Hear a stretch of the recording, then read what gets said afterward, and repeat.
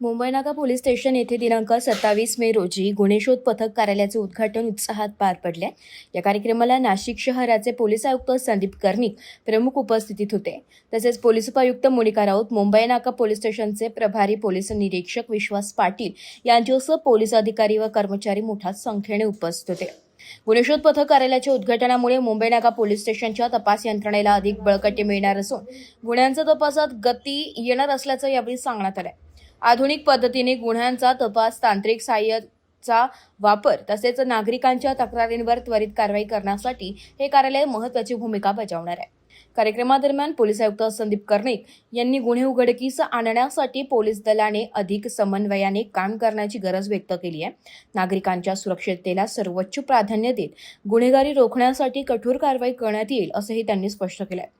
यावेळी मोनिका राऊत मॅडम यांनी गुन्हेशोध पथकाच्या कार्याचे कौतुक करत अधिक सक्षम तपासणी प्रणाली उभारण्यावर भर दिलाय।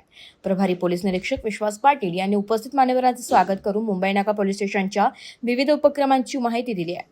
सदर कार्यक्रम शांततेत व उत्साहपूर्ण वातावरणात पार पडला।